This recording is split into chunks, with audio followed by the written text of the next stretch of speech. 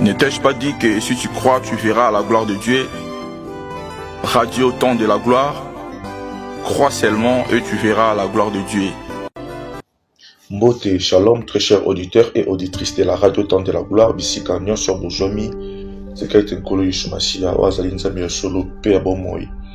A pambola biso. Bien-aimés dans le Seigneur, lundi ainsi que mercredi, tokoka kite ko lekisa programme na biso comme d'habitude parce que tout ça est vraiment préoccupé dans makambo ya est de la République démocratique du Congo dont je suis actuellement résident. Bien-aimés dans le Seigneur, na pesi nzambe merci pour la grâce à salio pelangai tous à la communauté parmi les vivants, tous à la bonne santé.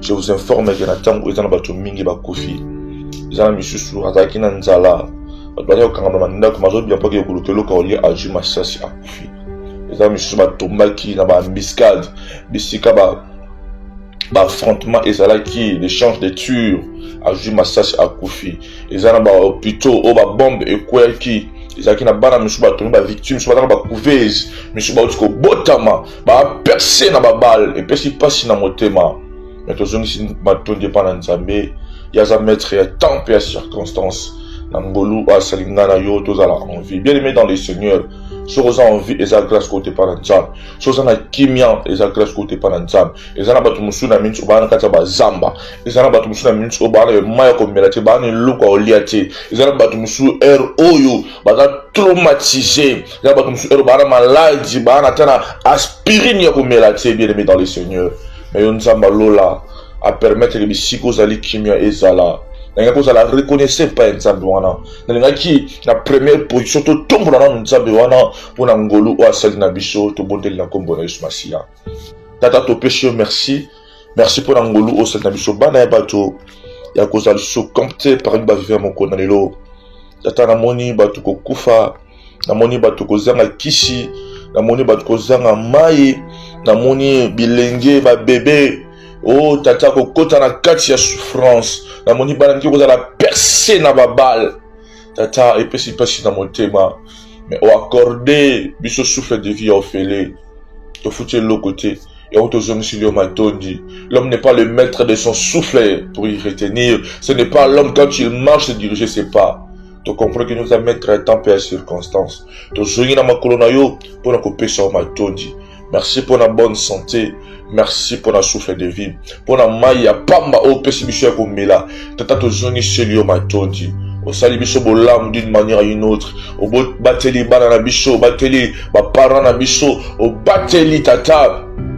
Basi to mibali na biso to péché merci pambate aux amalam. Sika te kombo na yo ekumisama to péché esike yambo afin que yo de omata o régner pe o yingela tata. Soinkembo to sangi Oyako Zongiserayo na ma manson au Biso, au nom de Jésus-Christ, qui est notre Seigneur et Sauveur, que nous avons ainsi prié. Amen. Bien-aimés dans le Seigneur, thème Nabiche tourne les alliés, l'important c'est de prier avec foi. Et bongo, si ma thème oyo togo sambela na kondima, pour ne pas problème sur préoccupé Biso.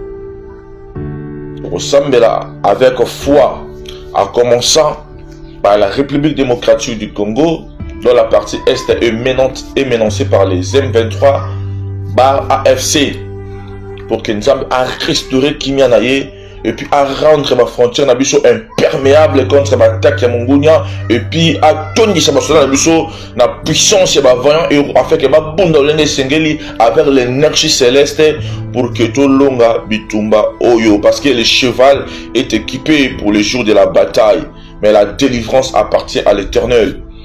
Pour que le combat ezala gagner physiquement, ça doit être d'abord gagné spirituellement, c'est très important. Et bon, la deuxième pochette au sein de la vie na biso, vous avez comme sur simbate, n'habite cause à côté à finance, et cause à côté à libala, et cause à côté à mabota, au sein de la Nzambe afin que Nzambe a salabiso bolamu pour que tout tatolaye. La bande de Koloba était thème tongo les alliés, l'importance de prier avec foi. Tina yako samela nako ndima. Bien aimé, Par définition, prier est un dialogue. Oyo moto. Alors ça la divinité. Tout le monde a ma religion mingi ko sambela.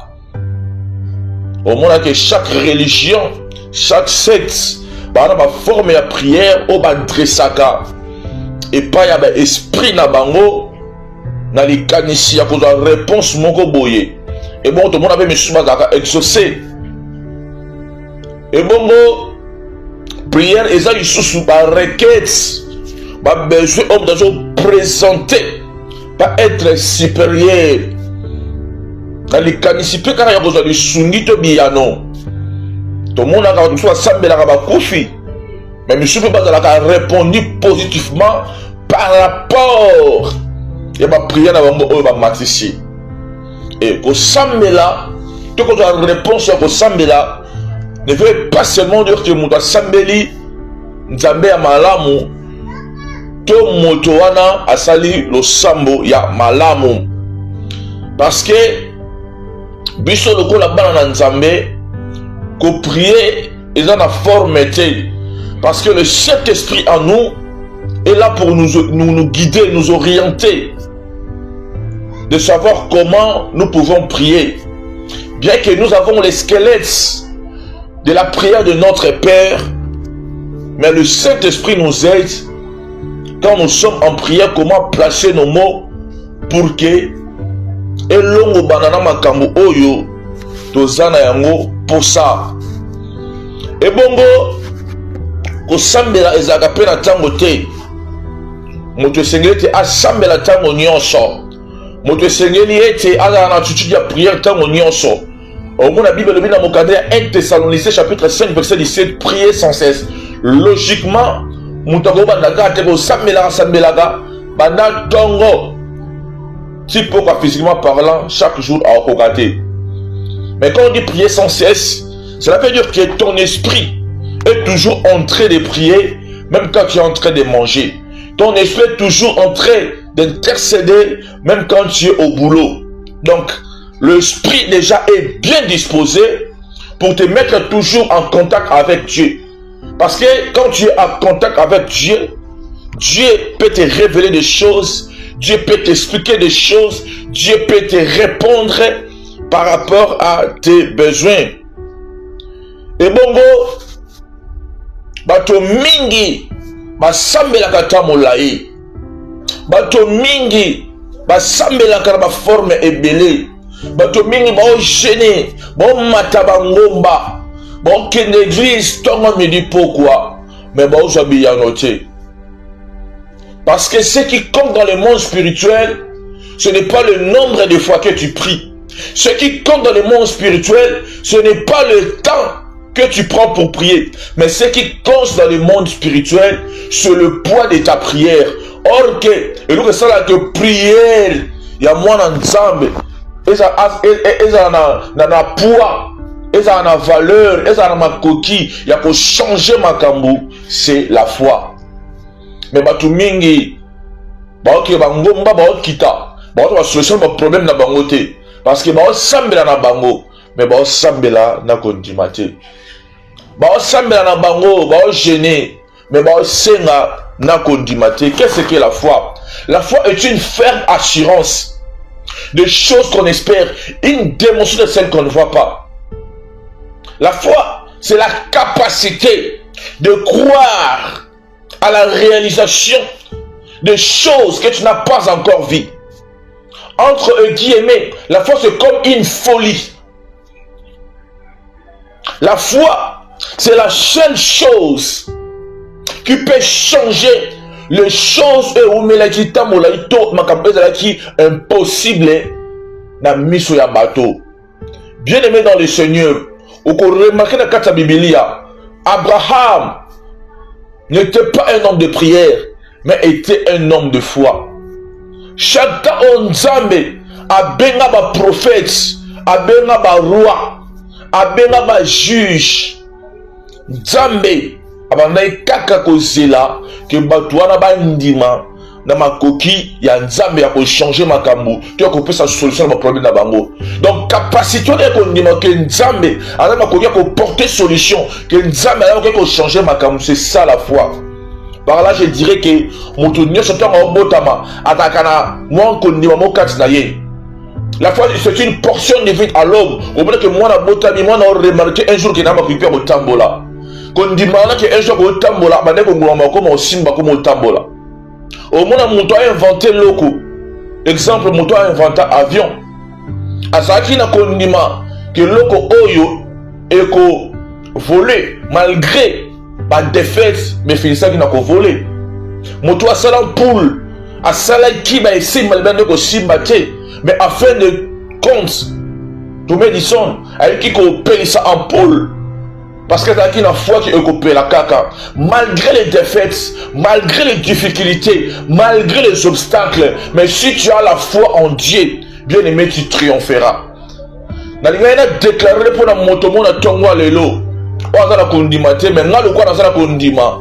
On déclaré ma kamala ça mon avis na yo afin que bota kondima kat na yo peut comprendre que Jésus-Christ de Nazareth azanzamba solo pe bon il a déclaré ko la vie na yo que eloko nyonso o bande ko tunisa yo na lobi esili pas si nyonso bande ko mo na lobi esili eloko nyonso bande ko nyokola yo eloko nyonso bande ko lelisa yo na lobi esili na déclaré le suko ka mo na nzambe na lobi nzambe a restaurer mboka na biso dans le nom de Jésus-Christ. Bien aimé dans le Seigneur, Matthieu chapitre 21, verset 21 jusqu'à 22e verset, je lis au nom de Jésus. Jésus leur répondit, je vous le dis en vérité, si vous aviez de la foi et que vous ne doutiez point, non seulement vous feriez ce qui a été fait à ces figuiers, mais quand vous diriez à cette montagne, ôte-toi de là et jette-toi dans la mer, cela se ferait. Tout ce que vous demanderez avec foi par la prière, vous les recevez. Bien aimé dans le Seigneur, Makam Omutalobi Ango ezali notre Seigneur et Sauveur Jésus-Christ. Et bongo, Yosha bandai ko tambola, azaki na tuluku ya bato.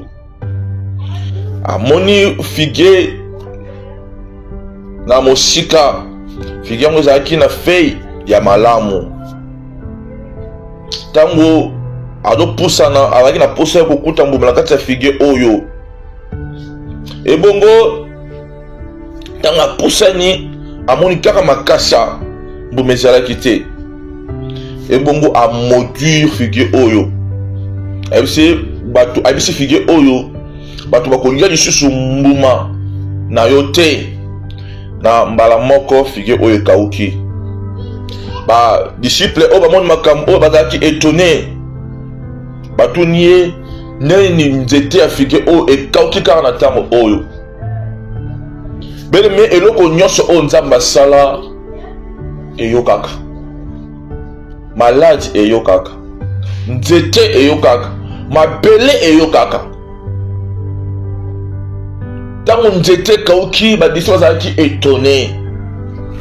Kristo ayebisi bango na yebisi bino na bosolo soki kaka bozala na kondima mpe bokobeta ntembe te kati na bino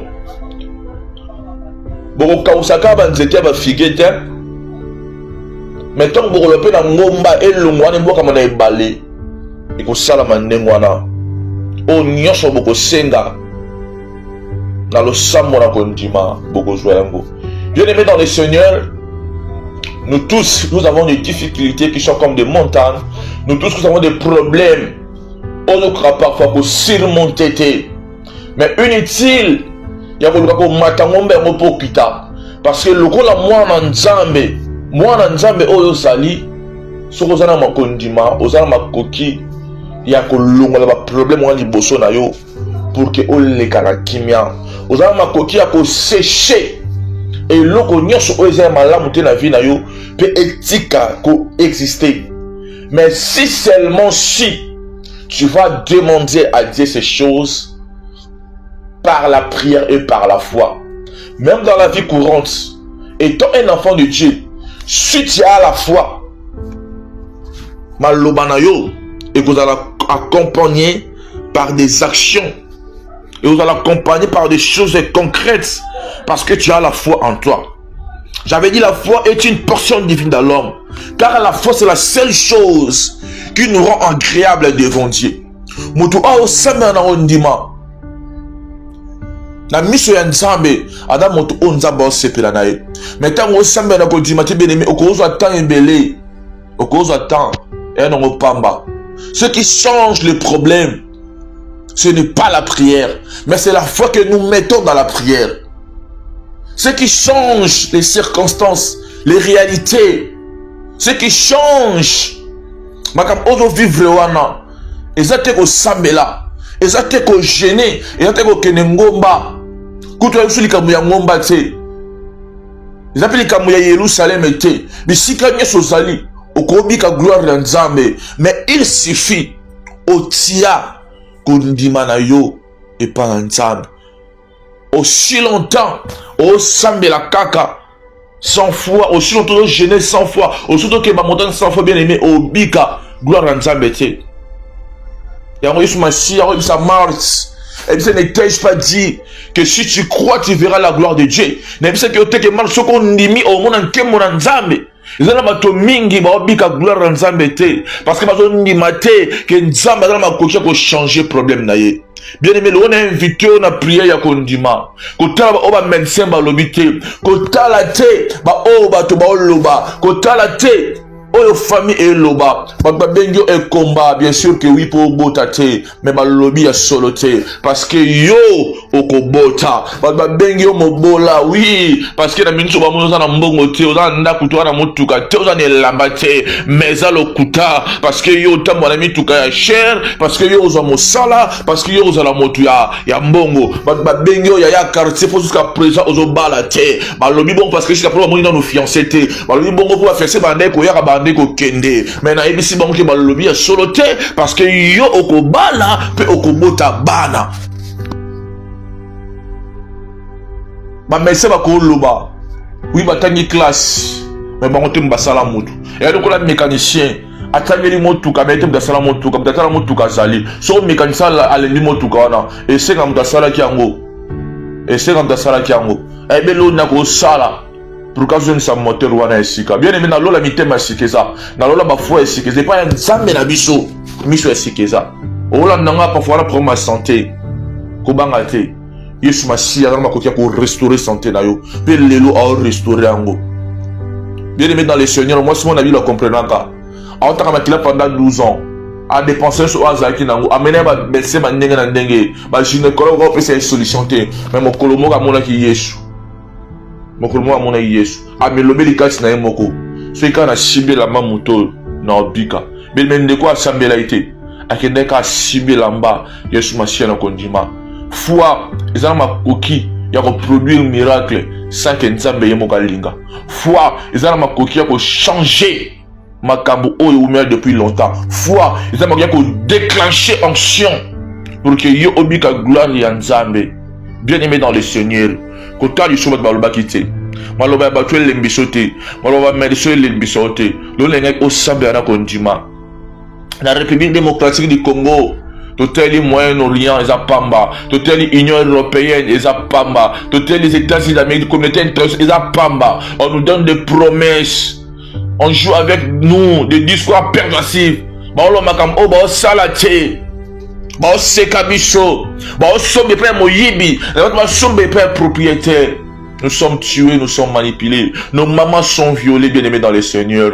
Mais nous l'avons invité au sambe la pona mboka ona kondima parce que notre Dieu a la capacité de faire quelque chose.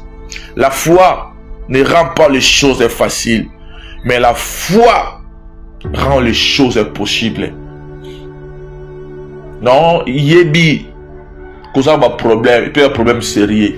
Foi, les armes à coquille, il y a comme ça ma cambouana possible, car rien n'est impossible à Dieu. Ma cambouana est difficile parfois. Moi, ma bouca bichou est difficile parfois. C'est la facilité, mais foi,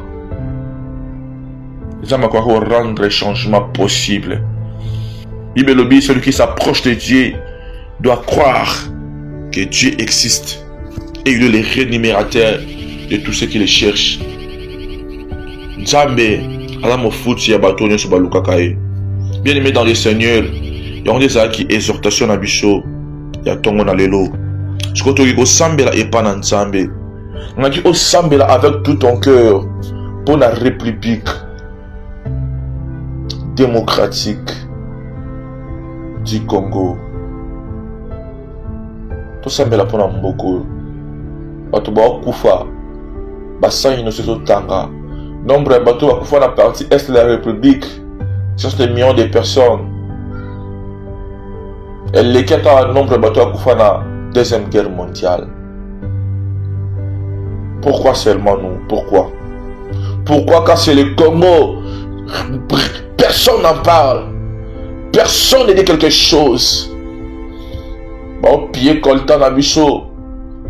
Bon, tu vas sur ma téléphone, on a cher. Gaz naturel, pétrole, tout ça parce que Dieu a béni le Congo avec des richesses sous-sol. Bien aimé, nous devons prier. Maintenant qu'il y a des diamants, or, cobalt, mais ici la pété. Tout ça ne dépend de Nzambe. Que Nzambe a restauré Mboka Oyo. Que Nzambe a imposé paix dans Mboka Oyo.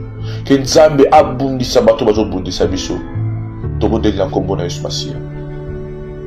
nom puissant de Jésus-Christ de Nazareth, Tata Tosambeli pour Namboka Oyo, Tata imposé paix dans la République démocratique du Congo, Tala Kolela et Oumeli Tata, Maman Baza violé, Bileke Baozanga Baboti, Bana Bazo Telengana, Bazo Kufa Pona Mai, Pona Kozanga Mai, Bilei, Ba famille et Panzani et Kabwani et Bungani Tata.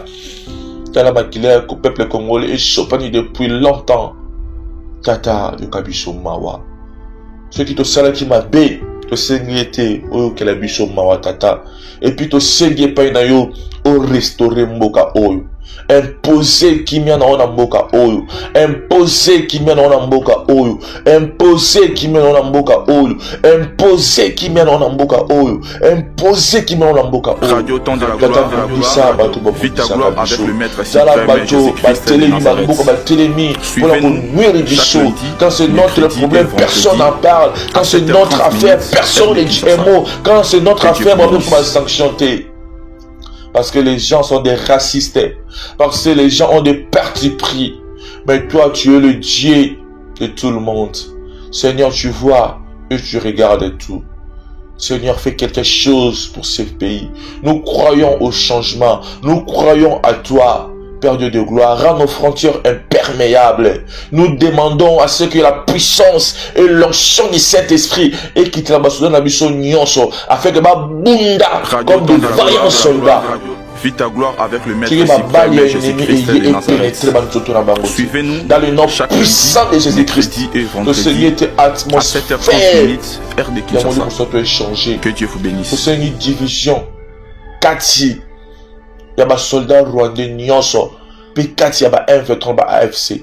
Ba panzana bango na bango dans le nom puissant de Jésus-Christ. To segi unité na mboka oyo. Mboka oyo ko kwea te, mboka oyo ko kabwana te. Papa, tu connais, tu sens le cœur des reins. Oui, va penser à Batumabe. Papa, et salamate dans le nom puissant de Jésus-Christ. To sengi ete o sala quelque chose. Oui, ko sala que to tatu lo lisusu. To zonge pa ina yo. Parce que les chevaliers est équipé pour les jours du combat. Mais la délivrance, c'est toi qui les donnes, Seigneur. Bah, soldats sont aussi à Manouki.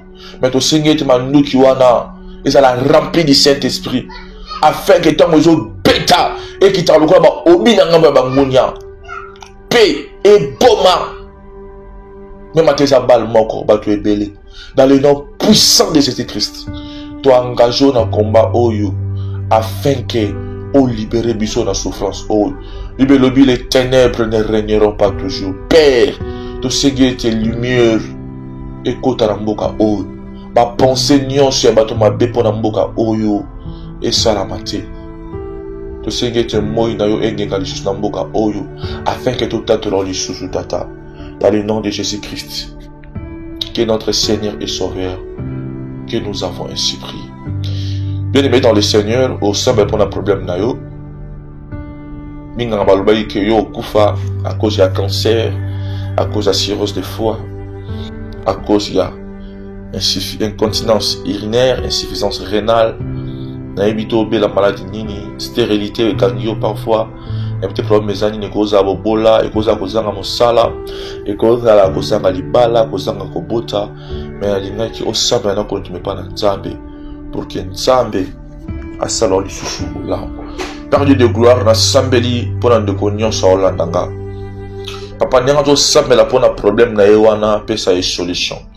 Soki ndeko na nga ondima te nga na ondima na place na ye pe kondima na nga ekoka pour que échanger makambo na vie na ye na sambeli tata mpona moto nyonso azobela oyo bamesi balobaki akokufa oyo bamesi balobaki ya obika te oyo bamesi balobaki akomi na quelques jours pour kabika na sambeli soki eza problème ya motema noli motema na ye ebongi dans le nom puissant de Jésus-Christ soki eza problème ya barein Nabi azui ba rien sika. C'est le problème ya misu na ba azui misu ya sika. C'est la cirrhose de foie, cancer, nabi et disparaître dans le nom puissant de Jésus-Christ. Nabi tuberculose et disparaître. Nabi diabète et disparaître. Nabi asthme et disparaître. Nabi ba myome et disparaître. Nabi ba cancer et disparaître. Nabi ba fibrome et disparaître dans le nom puissant de Jésus-Christ. Non, sambela pona moto nyonso. Aomen la kata libala maintenant en beauté. Aoso bazem ebima. Na sambeli dans le nom puissant de Jésus-Christ. Si vous avez un problème moko na kata libo munayo, ezala na iteris, ezala na ba over, ezala na col, ezala na trompe. Dans le binenka na zolo baboy, zamba remplacer ma trompe à sika, zamba remplacer col d'iteris à sika, zamba remplacer ba over ya sika au nom puissant de Jésus-Christ. Non, mais cette fois-ci, oko soit zemi, oko kumba zemi, pe oko bota bana, dans le nom puissant de Jésus-Christ, je déclare et je décrète pour la montagne, oya umeli, aoza mosalate, oya umeli, ala posali bala ma balate, oya na problème moko de simbate, non bis mens, na problème wana esili, na spécial mosala, na pécho libala, na pécho mbongo, dans le nom puissant de Jésus-Christ. Bala, sala, bonga, kende liboso, pe pambolama, gloire ya Nzambe, et se refléter dans ma camonnion sur le sala, afin que au tato les sur Nzambe, sur le piabo moi, Jésus-Christ, au bisoton dimela, asala obolam, asala libotano bolam, dans le nom de Jésus-Christ, qui est notre Seigneur et Sauveur, que nous avons ainsi prié.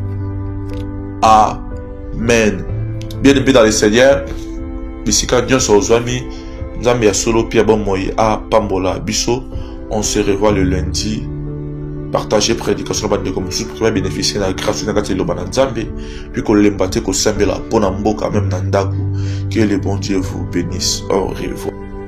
Radio Temps de la gloire, vis ta gloire avec le Maître suprême Jésus-Christ de Nazareth. Suivez-nous chaque lundi, mercredi et vendredi à 7h30 heure de Kinshasa. Que Dieu vous bénisse.